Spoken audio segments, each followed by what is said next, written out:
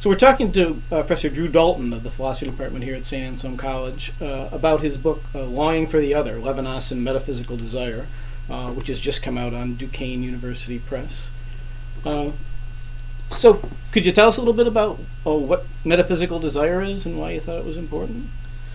Yeah, Levinas has an interesting account of desire. It's an account which differs radically from the traditional account of desire. Of course, desire is traditionally accounted for through three factors. One, it's conceived of as arising out of some absence. It's defined privatively. So we have desire because something's missing. The second thing is that desire is typically seen as aiming towards some determinate object, namely the object which would satisfy the absence or the lack. And third, desire is seen traditionally as concluding or ending in a kind of satisfaction. So you can give the classic account of any sort of desire this way. Hunger arrives out of a nutritive lack. It aims towards a specific concrete object, namely the food object or the nutritional object, and it's satisfied in that object. Thirst works a similar way. You're missing, liquid, perhaps, to be a bit naive about it, and you long for a certain kind of liquid, namely water, or if it's a Friday night, rum or whatever it is, and you end in a kind of satisfaction. But for Levinas, metaphysical desire does not, number one, operate out of any lack. Instead, it seems to arrive out of a kind of fullness, a kind of presence, a superabundance.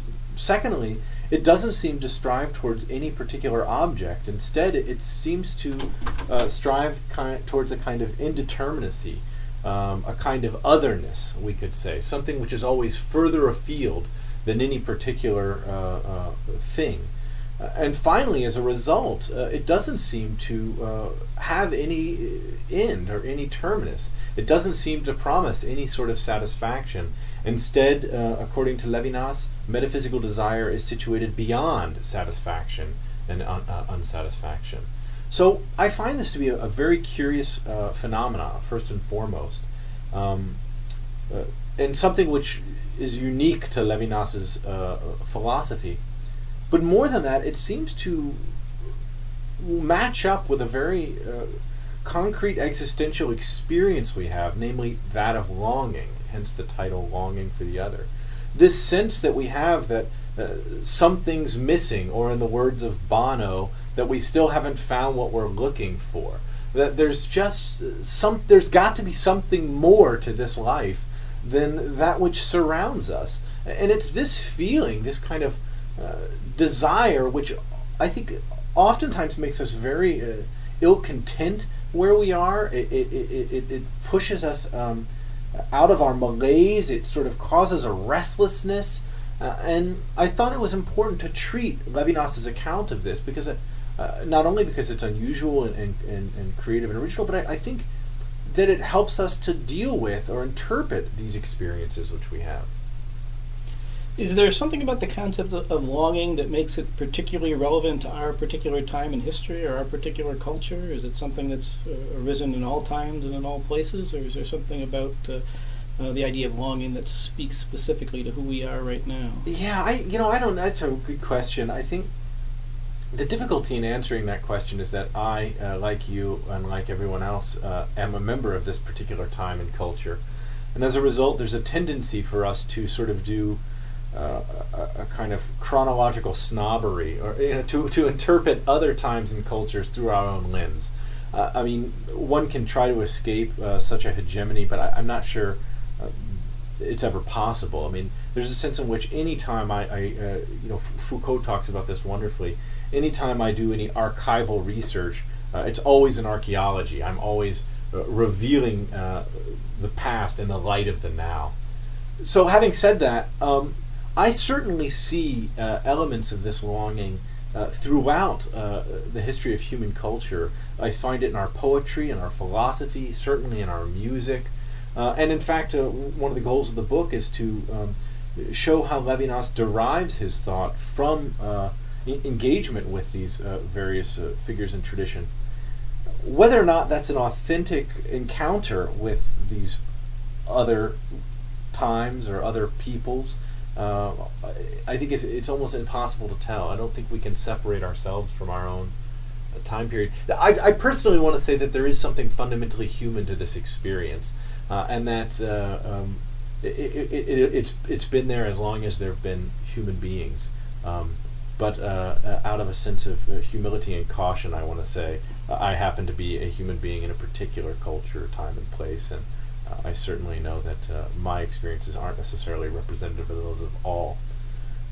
I do think that there's something very pronounced in the now about this experience. I mean, after all, it's an experience which reflects on the now, which says that there's something here now which seems to be, as I said, ill-content to tarry.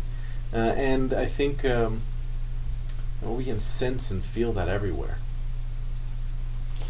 And what is it that you think that Levinas in particular has to contribute to our understanding of this peculiarly human sensation? Yeah. Well, I think two things. As I've mentioned, there's something quite original to his account of this experience. Other figures in the history of philosophy have attempted to deal with it, but they've, I felt, dealt with it by and large in a very programmatic way. So let's take Augustine, for example. Augustine has a wonderful line at the beginning of the Confessions: "Our hearts are restless till they find their rest in Thee, O Lord." The idea being that the kind of restlessness or the kind of desire that we feel is ultimately aimed at and satisfied in God. This sort of thought has given rise to the popular theological metaphor of the God-shaped hole in our heart. But if you understand what Augustine's saying correctly, he's not treating this desire any differently than one does hunger or thirst. In other words, God is a metaphysical ham sandwich which satisfies my metaphysical hunger. And I find that both reductive in terms of its understanding of the nature of the divine, but also doesn't seem to fit with at least our concrete phenomenal experience of this desire. So again, I think Levinas's account is very original. So that's one of the fundamental things. But the other thing is it gives us insight into how this desire may function to mediate our ethical commitments, our commitments to what Levinas calls the other, both human and divine.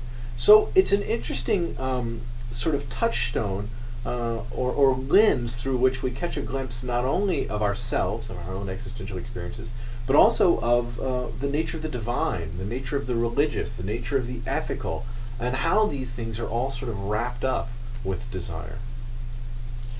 Now, many people who know Levinas may know him through his ethical teachings and his doctrine of the faith. Do you think that his treatment of longing and metaphysical desire is important to his overall thought?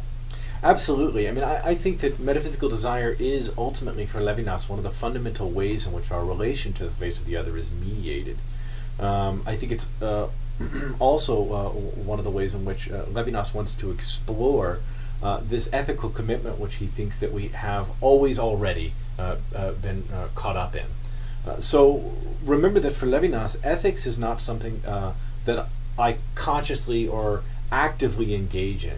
Instead, it's demonstrative of a kind of vulnerability or passivity within the subject. So Levinas wants to say it's not that one chooses to be ethical, rather one has always already been chosen to be ethical. The good is, in a sense, always already on the scene before the I is. So to be an I, to be an active subject, is to always already be illuminated in the light of the good. I think, likewise, desire, metaphysical desire for Levinas, which similarly represents a kind of vulnerability, a passivity. It indicates the weakness of the subject to even satisfy its own wants and needs.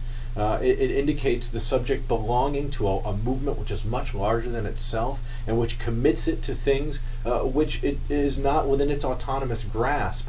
Also seems to work to sort of reveal this, again, ethical commitment, the fact that you're always already caught up in a game that you didn't choose, as it were. Another thing this book tries to do is to set Levinas's work in the context of his dialogue with some philosophers that he isn't normally connected with. What were the insights you thought could be gleaned from about Levinas's ideas from the dialogue with these other philosophers? Yeah, there's an interesting anecdote about Levinas's sort of first and some could say one of his most significant works, Totality and Infinity. It's dedicated to those who've noticed to Franz Rosenzweig, who was a 19th century German philosopher respondent to Hegel. But there's not a single mention of Rosenzweig throughout the entire text. And the reason for this is, according to Levinas, because he is so present in the text that he couldn't even be mentioned. Yeah? He's too present, in fact, to be reduced to a footnote or to a comment. The interesting thing about Levinas is that I think there are a number of thinkers who are so present in Levinas that he can barely even mention them. Of course, Plato is a significant one of those. Levinas does mention Plato quite a bit, interacts with Plato, but he often doesn't reveal quite how committed to Plato he is. At one point, I think Levinas calls himself a Neoplatonist without the Plato, or a Neoplatonic thinker without Platonism, or whatever the formulation is there. Another one of those thinkers, of course, is Heidegger, Levinas's teacher, and significant. I was about to say intellectual father, but I caught myself there. I don't think Levinas would want to recognize that paternity. But he is a figure with whom Levinas is constantly in dialogue, whether expressed or inexpressed. And it was the goal of the text to sort of bring that out. There was also an attempt to bring Levinas into dialogue or reveal the latent dialogue there with German idealism. Of course, we already know that Levinas is going to be connected to that period through his commitment to Franz Rosenzweig. What's less known is that he also seems to be very influenced by Fichte and Schelling, two thinkers of that period. And so, effectively, the text seemed to show the threads of Levinas's thought on metaphysical desire through these thinkers. They serve, in a sense, as lodestones which we can bring close to Levinas to bring the filaments of his thought to order, or make them stand on end such that they're more noticeable. So the goal of bringing him into dialogue with these thinkers was not so much to compare nor contrast, but to again reveal thinkers who are so present in his text that he doesn't even mention them. This is maybe a bit confusing way to describe it. So I think you suggest in your book that besides giving a unique account of this typical feature of the human condition of longing, that Levinas's treatment has particular social relevance for our political and cultural situation today. You speak about his view providing a vaccination against the infinite. Could you say a little bit about what you think the bigger social significance of the topic of longing in Levinas's theory has? Yeah, absolutely. I mean, that's the thing. Okay, so let's take it for a minute. I mean, it's a bit confounding. If we talk about there being a kind of infinite desire, which, in a word, could be a way in which we describe this longing or this metaphysical desire. So again, that's a desire which has no determinate end. It is endless. It is infinite. This presents a certain kind of problem, doesn't it? I mean, because there's a tendency, as we've already shown through Augustine, to interpret this desire as having a determinate end. So if we can't identify the object towards which this desire is supposedly being pursued, there's a tendency to consume infinitely many number of objects, right? In other words, you'll keep trying to stuff what you presume to be a whole, what you presume to be absence, with an infinite number of objects in an attempt to fill up this sort of thing. Oh, boy, I mean, that creates a real problem, right? So, for example, you have this feeling of restlessness, you have this feeling of ill-content, you have this feeling that there's something at work in you which is greater than you, which pushes you beyond your repose. This is a reference to Shakespeare in Antony and Cleopatra. She says, I have immortal longings in me, I cannot rest, right? You have this experience there's a tendency to think that the reason or the cause of this experience is because, well, you just don't have the object you need, right? And of course, there are a number of charlatans and cult leaders and car salesmen out there who are going to convince you that they have the object that's going to satisfy you. So they'll say, well, the reason you're unsatisfied is because you don't have the new Hummer HD with a, flat panel screen DVD player in the back seat. Or the reason you're unsatisfied is because you haven't achieved this yet in your work. Or you haven't bought my book. Or you haven't found the right programmatic of religion. Or maybe the problem is that your wife or your husband's adult and you just need to go get a new one, right? And this breeds a kind of reckless consumerism. We just keep trying to consume things in this attempt to fill up this lack, or this presumed lack, right? Boy, I mean, that's evident. Drive around in the suburbs and find the number of Walgreens or CVS's. It's horrifying, really, But what Levinas wants to say to us is, hey, look, if you sort of paradigmatically change the way you see this desire, not as emergent out of a kind of lack, nor moving towards any determinate object, then you'll realize that there's nothing which needs to be consumed, nor nothing which can be consumed, which is going to sort of rest this restlessness. Instead, this restlessness can only, in a sense, find its proper outlet in what he thinks is an ethical relationship to the other. Again, both human and divine. I say both human and divine because for Levinas, there's a very thin border between those two. The face of the other for Levinas is, in a sense, a thin place, a place where God constantly pierces and breaks through our sort of reality. So